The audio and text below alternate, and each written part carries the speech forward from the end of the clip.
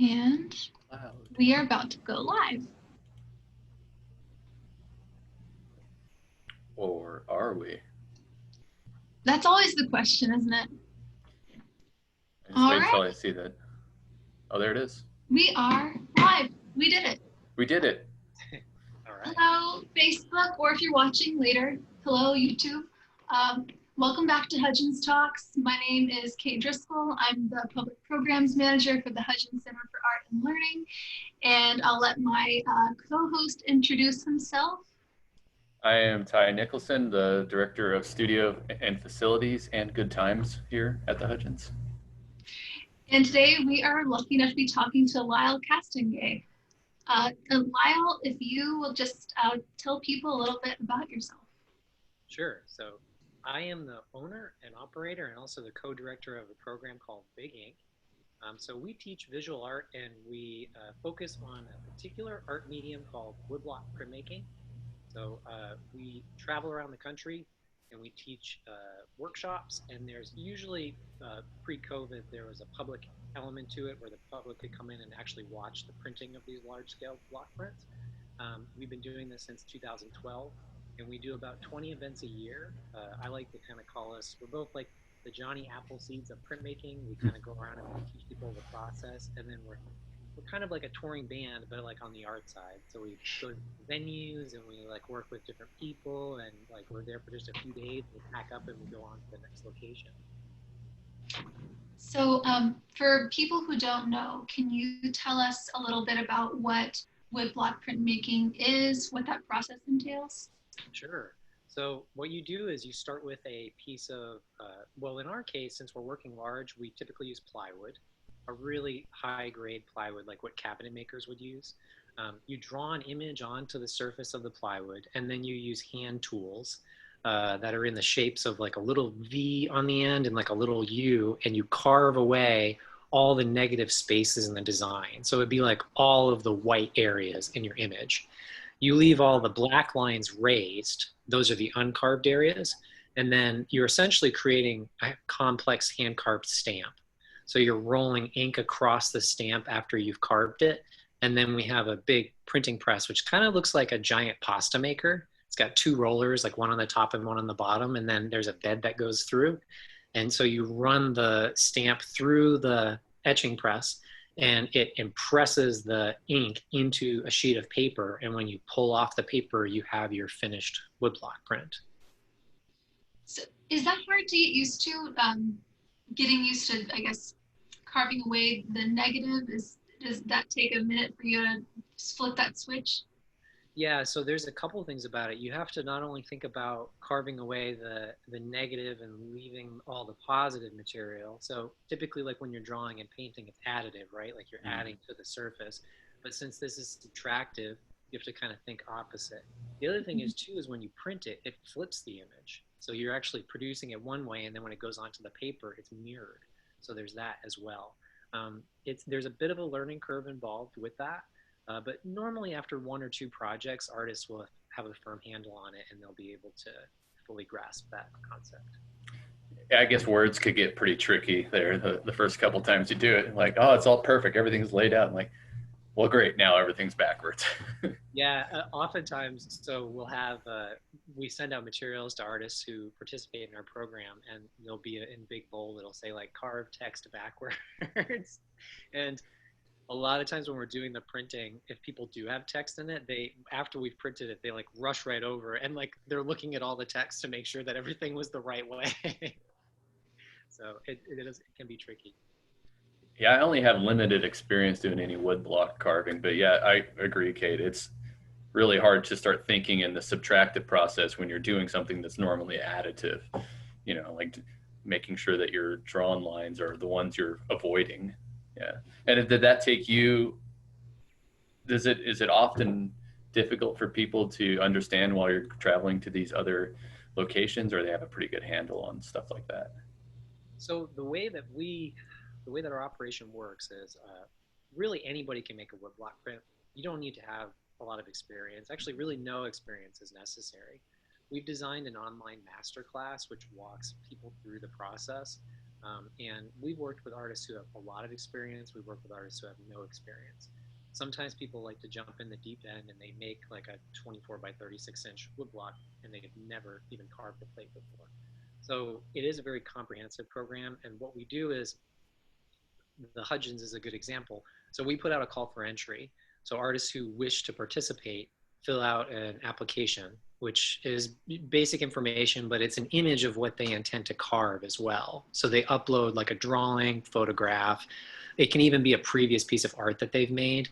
And then using that information, we sort of curate and jury artists into the program. And then they're given access to this class. So they have 2 months prior to our actual meetup to carve the plate. And during that time, they follow the class, and then we make ourselves available too. So like if they have questions about a particular technique or process, there's the back and forth of that as well. So it's kind of amazing. What I always tell people is if you like to draw, like if you're into drawing, and if you can certainly make a woodblock print, because essentially what it is you're taking a drawing, translating it into a repeatable matrix that you can then just produce indefinitely if you wanted to. So that's really the, you know, how it's laid out.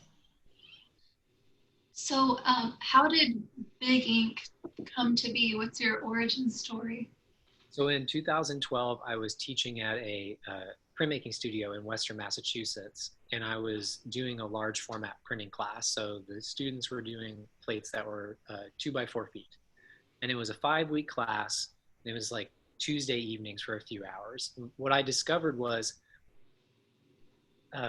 people were able to do the project, but they would have liked to have had more time to work on it. Like, you know, just meeting up like once a week for 4 weeks is enough time to understand the concepts.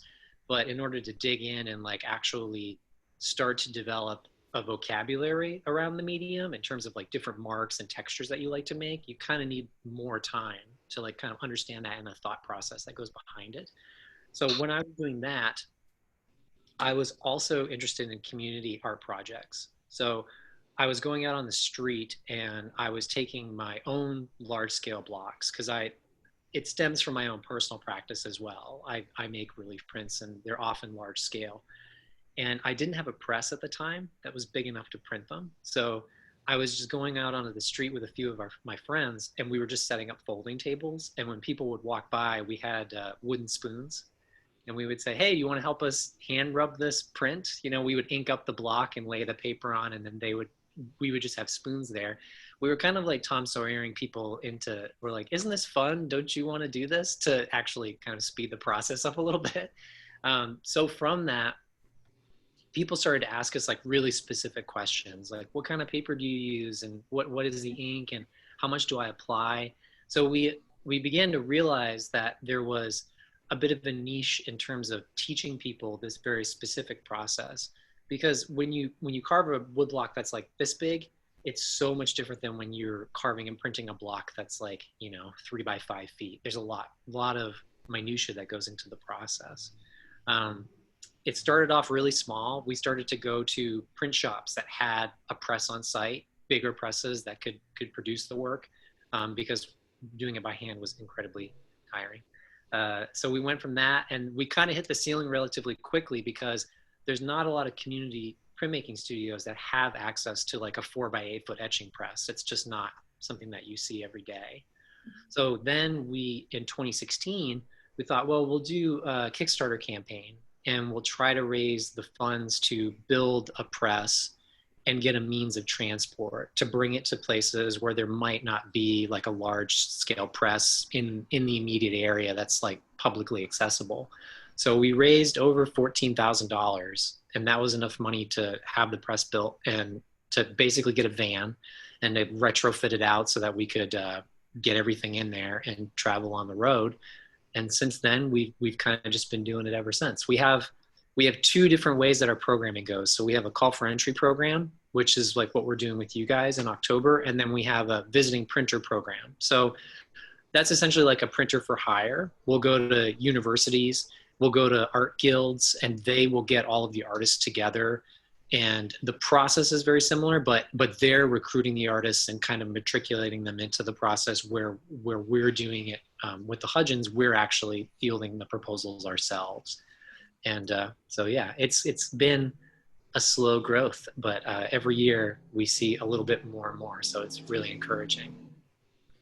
And for anyone who's not aware, I should have said at the top. So our next show that's opening is our show that we're partnering with Big Ink. So we've taken pieces from their collection, and that'll be opening next week. So it's called Carving a Creative Path, and it'll be in our promenade. So how did you, as an individual, get into, well, printmaking and then this like large scale version of it? I was in, one of the things was when I was a junior in college, I kind of kicked myself because I never took intro to print courses prior to that. So then I got into my junior year and I was like, oh man, like I love this. I had done painting. I went to school for illustration in Manchester, New Hampshire at the New Hampshire Institute of Art. So I had done like painting, I had done watercolor, I had done pretty much everything else. And one of the things that I really liked about printmaking was the fact that it was process-based. So it kind of slowed me down in a way. I was so frenetic with like my energy with all these other processes. And then when I started to carve wood blocks, you can't rush it. I mean, it's not the kind of thing that you can just do super fast. So I liked that about the process. It kind of like slowed me down and allowed me to think more about like the material and the type of marks that I wanted to make and just like what I wanted to get out of the plate, the actual plate that I was carving. So I was doing, the first image that I ever made was like 4 by 6 inches. And then the next one I made was 24 by 36. And the reason why was because I wanted to get a little bit more gesture in it. Like I wanted to paint with brushes and stuff, and I wanted to try to capture that in the essence of the print, which is kind of counterintuitive to woodblock printmaking. Usually they're super finely detailed and they're very linear. So I was kind of like trying to go in a different direction with that. But also there was the physicality of just like working on something that big and the time and effort and, just like removing the surface of the material that I found very meditative. Like it was very relaxing for me to do. And I would carry these plates around, and one of my teachers one time said like, oh, it's almost like another person. Cause it was so big, and like it had such a presence to it, the physicality of the actual plate that I just kind of liked the idea of that, like it's like it has its own like life on its own. Yeah, it's funny. Like you, I didn't take printmaking until later on in my academia career. I took it my last year of grad school, like my second to last semester. But unlike you, I didn't finish that class. I was about 2 weeks in. I was like, no, this is thesis year. I have no idea what any of these things are. I don't have time to spend this much time in the printmaking studio. I am kicking myself because I wish I did stay, because I love looking at a lot of prints and like the process. Being a ceramics person, I'm all about like processes. Oh, yeah. And it does slow me down in a way. But I'm wondering, over the last few years, we've noticed like a decline in print studios, in old-fashioned print studios. And as you've traveled around from city to city, have you noticed the effects of that? And maybe this is possibly bringing a resurgence into people's interest in printmaking and process-based art forms? Yeah, so I think that decline has also stemmed from the consolidation of liberal arts programs. Mm-hmm. A lot of liberal arts schools are closing, especially here in the Northeast where I live. I mean, there's been a number of schools that have closed. So I think the thing about printmaking, which I don't necessarily consider a decline, I consider it a consolidation. So some schools had really big print studios, like big print programs, but they're either phasing out the art department or they're moving in different directions. I will say though that one of the things about printmaking is it's an analytical process. So there's an emotional side to it. There's the emotional component of producing the work of art, but you can't really separate it from having to think about how the plate is processed, how much ink you have to put on there, all of those different things. And they are they're cross applicable to other things. So maybe if you go to school for printmaking, you might go out and do web design or something like that. It's a different thing, but in a way it trains your mind to think about systems, like you're thinking about like the way that a system works and functions. And that was what happened with me. I went to school for illustration and for printmaking. And when I got out of school, I had random odd jobs, but then I was doing web design. And something about the training of, producing a plate, inking it consistently, trying to get consistent work in the end, it sort of worked its way into the job because I had to think about, the way that the system lined up, like computer wise, like how the website was built, like the structure of it.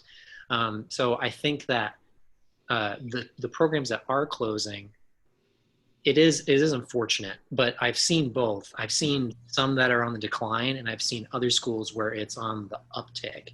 And what we do, I consider us essentially like an extension of, we're like a vocational training program. So it's like someone like you, for example, like you might have started to do printmaking and you didn't really finish it, but like you still have the interest, but maybe you don't want to go back to school for printmaking. Like maybe you want to just try to take a class or a workshop that is a little bit more open-ended. You get some time to develop the work and you can still talk to somebody who's an expert in it, but then you don't have the hefty, load of $10,000 a semester or whatever, to learn the process.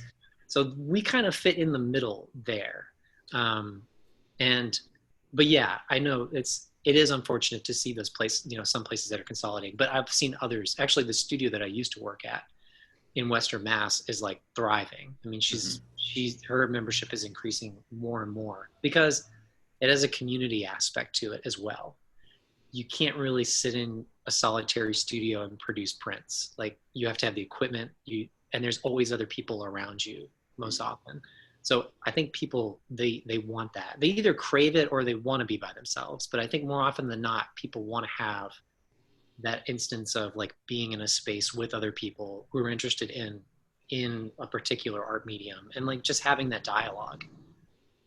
Yeah, I never thought about it as the communal aspect of a printmaker, but it totally makes sense, just like in ceramics. So, it's a communal experience because like, not everybody has a giant press and not everybody has a kiln. So it's one of those things that people do rally around. And I think it is interesting how you make the relationship between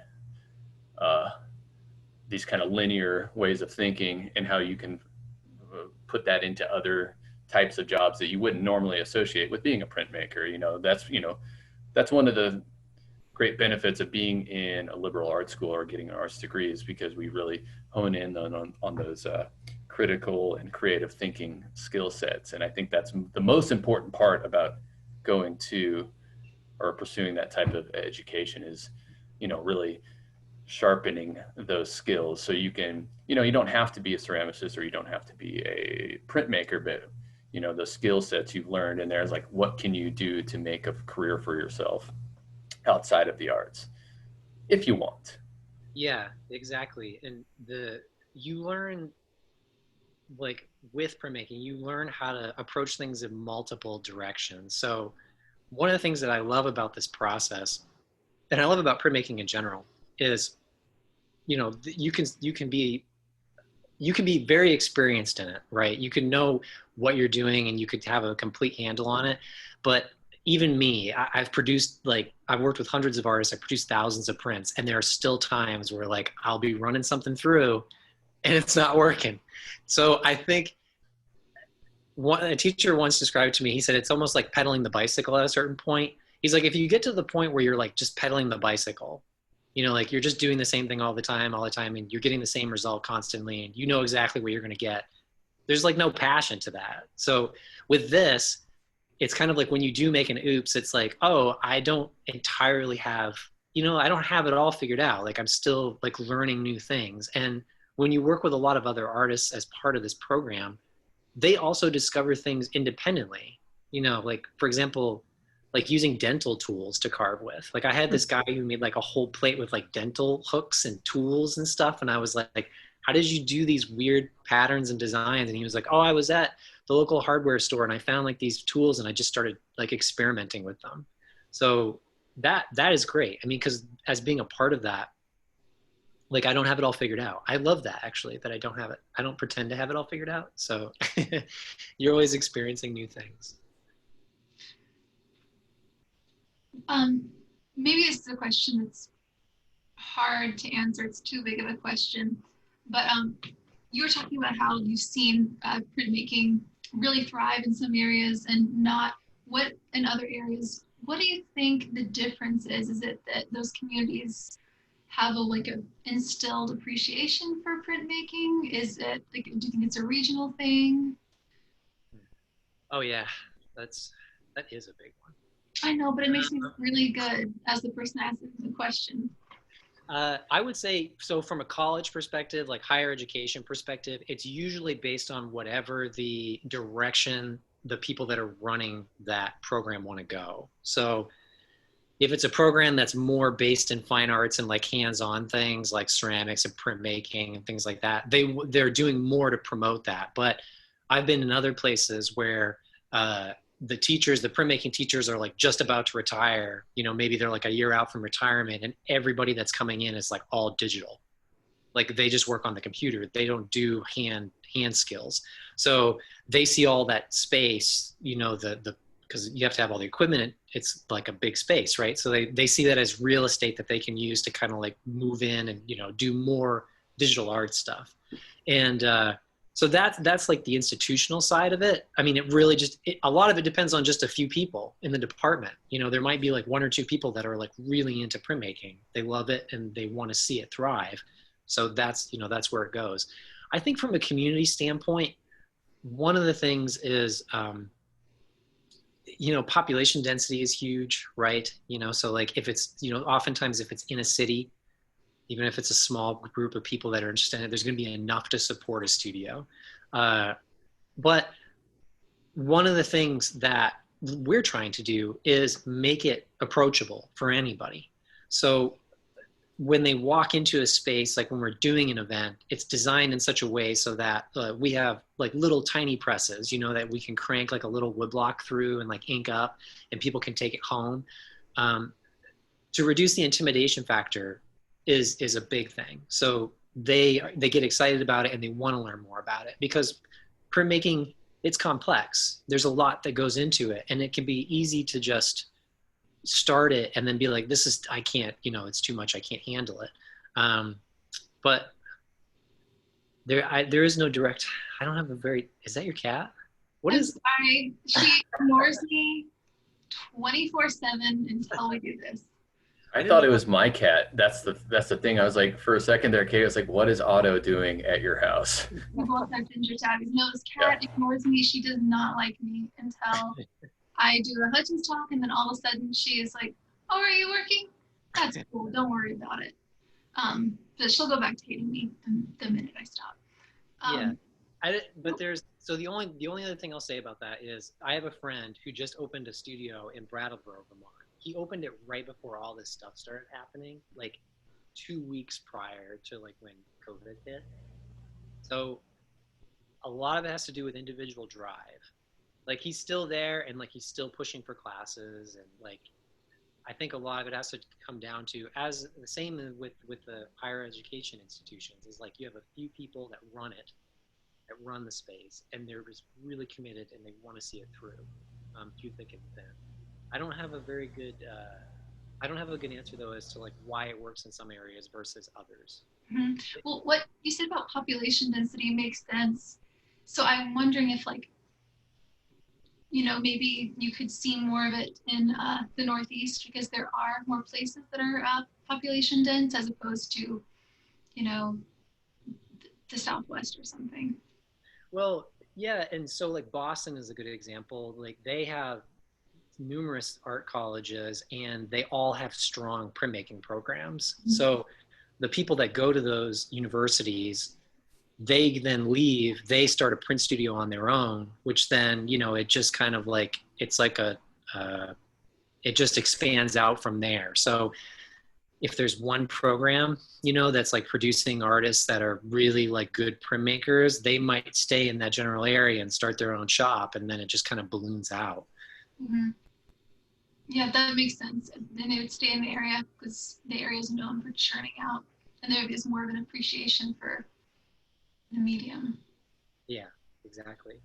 Atlanta has some really good stuff. Like Atlanta Printmaker Studio, they have a space. I do think that, yeah, if it's in a city, most often there'll be at least two or three studios that are producing work and have memberships. Artists can come in and work.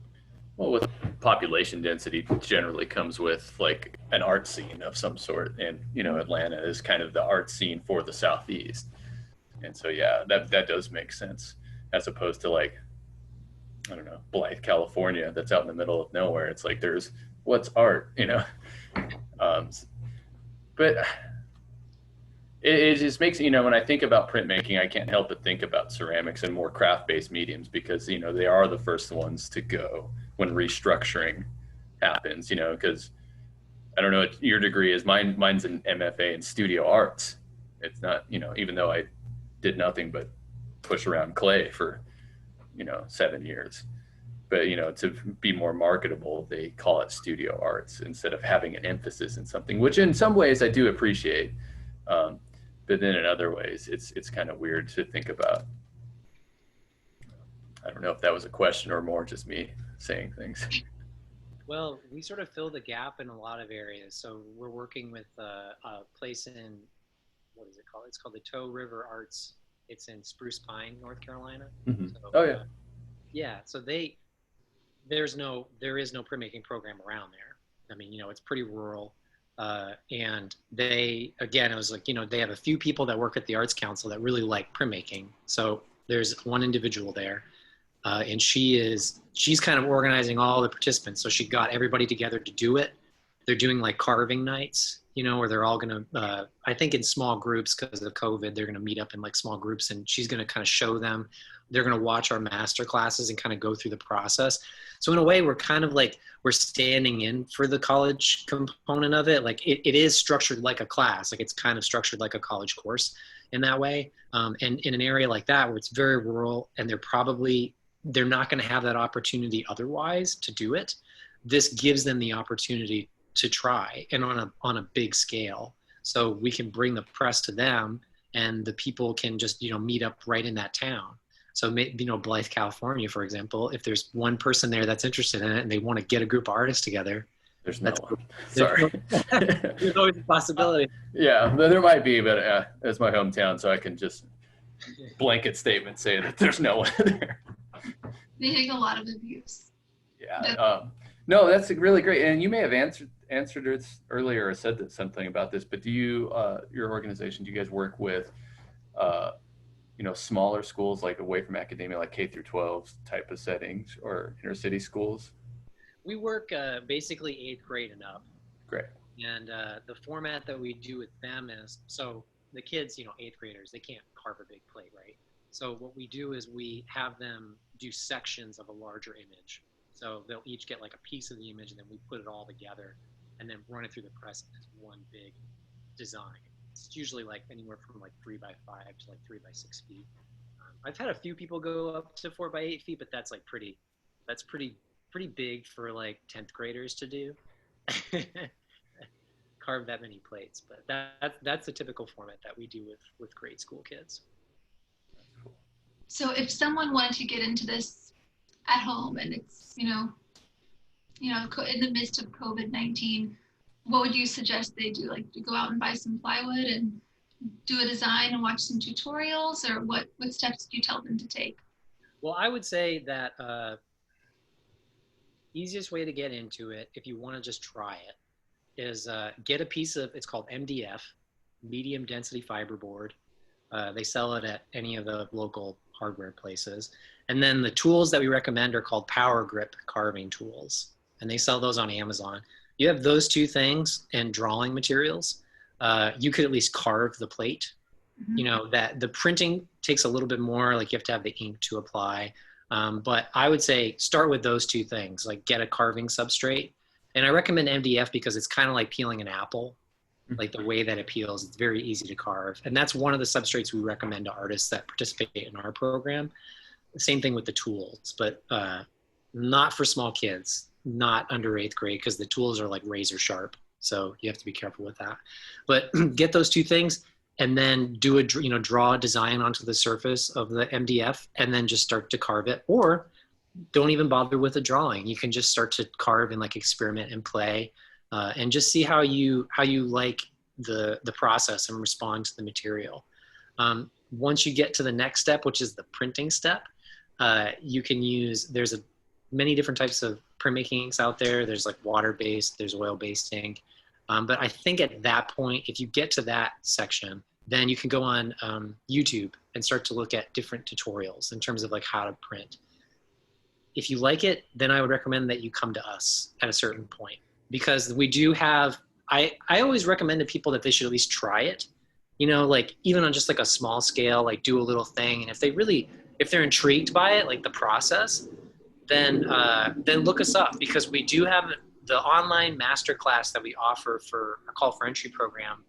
We have another one which is basically geared towards individuals. So there's they still get the same class, but then we work with them directly one-on-one. So they can either mail the block to us for printing, or if they want to visit us here at our studio in New Hampshire, then we can actually just work with them like hands-on and show them the printing process.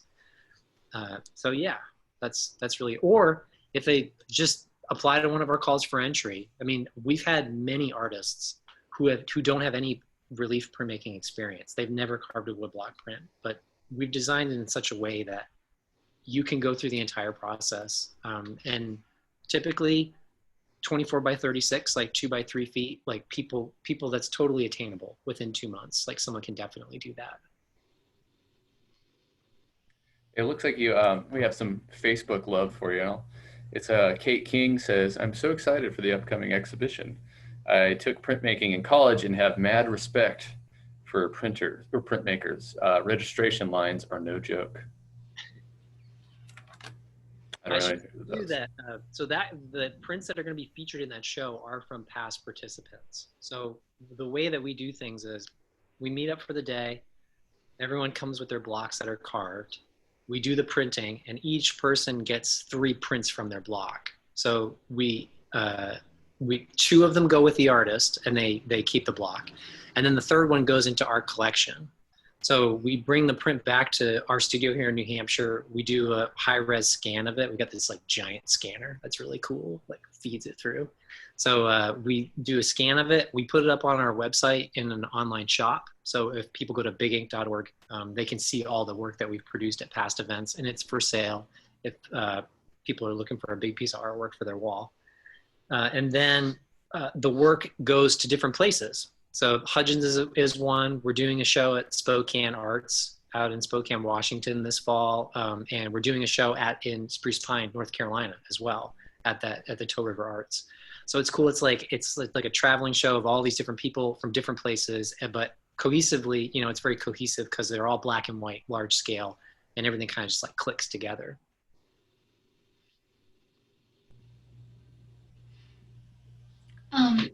So just so everyone knows, and all this information is going to be available online to anyone who wants to check it out.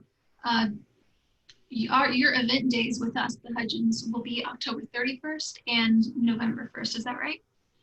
Correct. Okay, and they can, and to participate, you guys just need to go to Big Ink's website and enter the call for artists. Yes, so the deadline is August 24th. So if you do want to participate, if you want to put an entry in, definitely have to do it before the 24th. And then that's when you'll get the 2 months before the event to actually create the plate. So I will say too that, with everything that's going on with the COVID-19, we do have some things in place, like we're going to be breaking people up into small groups. So normally we would have 8 people each day. But we're going to be doing like 4 people in the morning, 4 people in the afternoon, with like an hour in between to separate and kind of like sanitize everything. And then even if people don't feel comfortable, say like they want to participate, but they don't feel comfortable coming into the space like to print with other people, they can drop the block off during their time, and we can print it for them. We're happy to do that. We just don't want, we don't want everything that's happening to deter people from doing a plate, because honestly, if you're stuck at home, like if you don't have much to do right now, it's kind of the perfect project. Like it's long term, and like it's like the perfect thing to take up some time. So keep it in mind.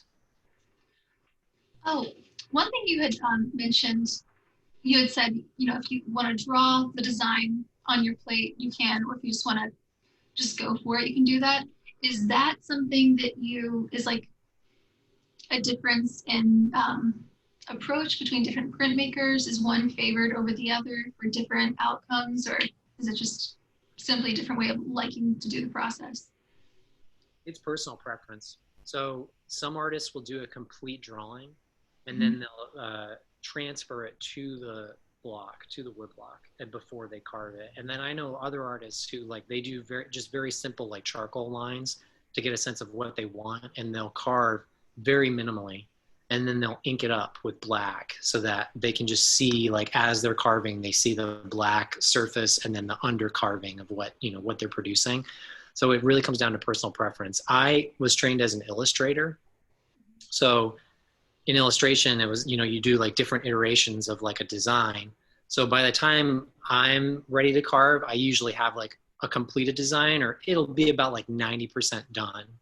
And then I transfer it to the wood block to carve.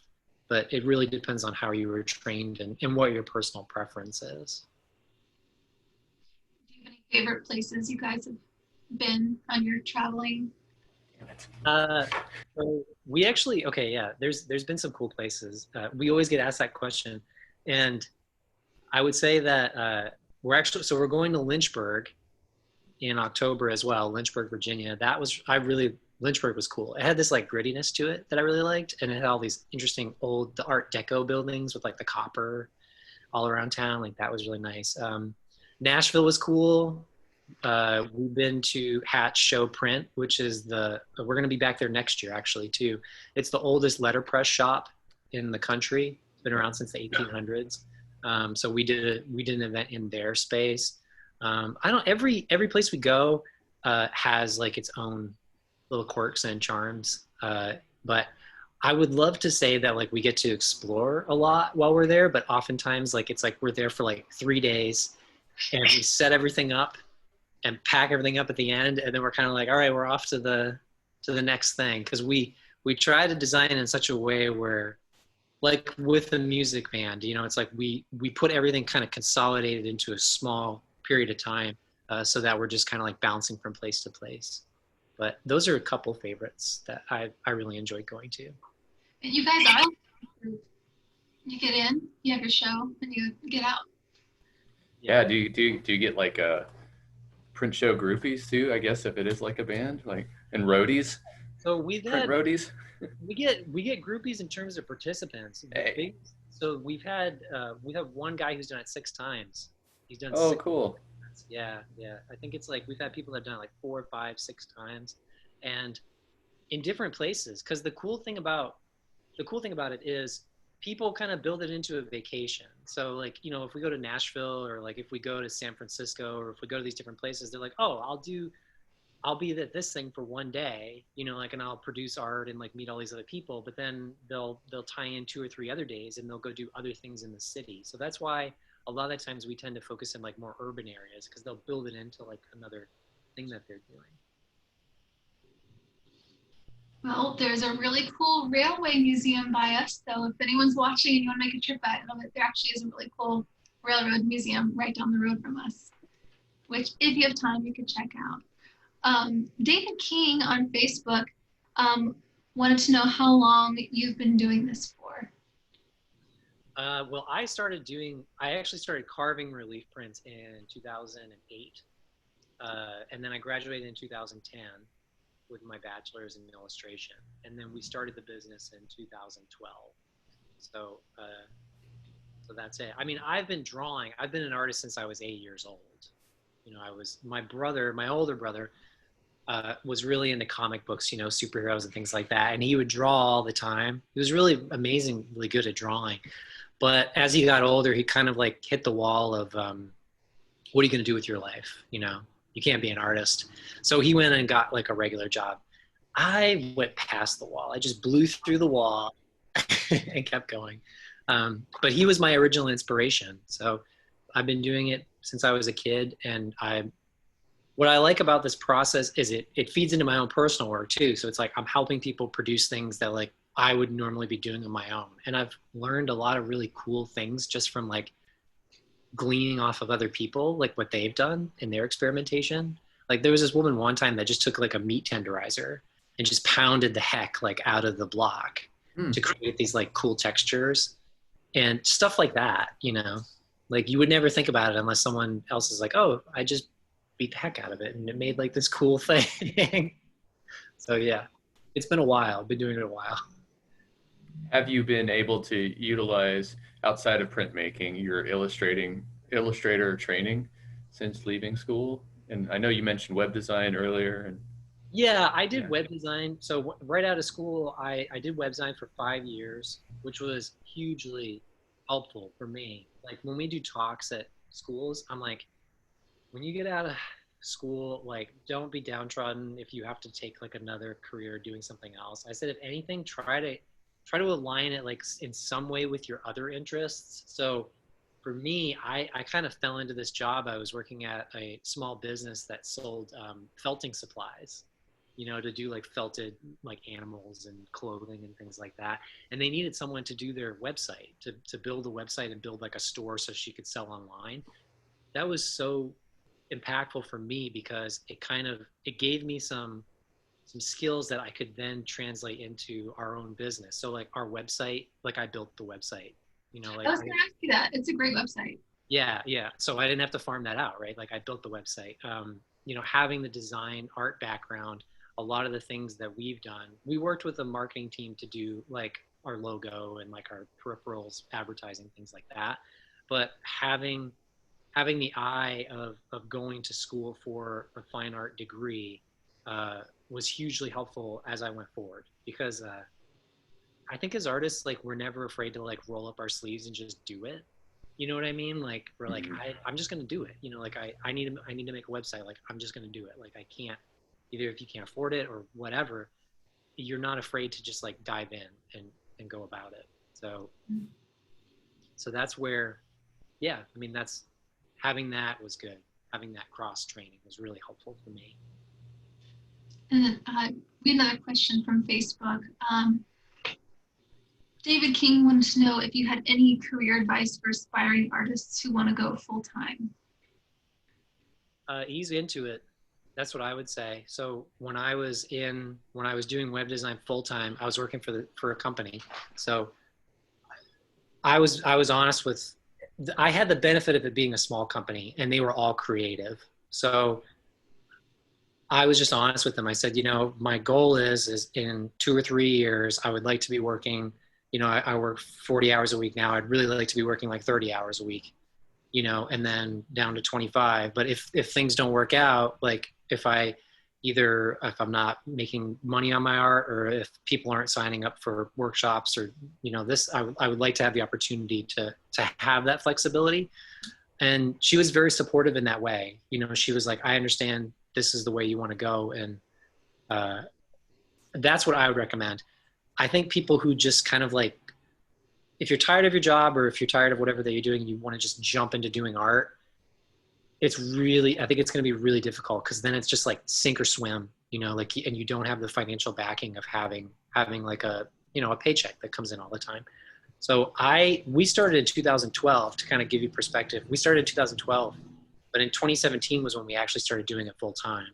Mm-hmm. So up until then, I would be like on my lunch breaks, you know, like there'd be some days I wouldn't even eat lunch. I'd be calling places, like calling venues to make sure that like we had the dates or like trying to get new venues, you know, to like host events. So any way that you can kind of like work it in to whatever it is you're doing now and allow it to build so that it's generating some income for you, like, and you can, it sort of pushes you forward in confidence, then that's going to allow you to like continue to take the next steps. So that's what I recommend. That's solid advice. I mean, Yeah, really, it is. um, all right, well, that is it, you guys. We have taken up a lot of Lyle's time. So Lyle, thank you so much for taking the time to do this. We're really so happy that we're gonna have Big Ink's work at the Hudgens. We're just happy we got to talk to you. Yeah, I'm really excited. Yeah, it's great. We're excited about it, Lyle, and I think it's the first show since it's the first new show we've had since the pandemic started. So It is. yeah, Yeah, I can't wait to see pictures. I'm so excited to see it. Yeah, it'll be fun to meet you in real life. Yeah, absolutely. All right. Well, thank you for the opportunity and allowing me to speak about what we do. And I'm really excited to meet you guys in person. But until then. thanks, Lyle. All right. Goodbye, Facebook. We will see you next time. And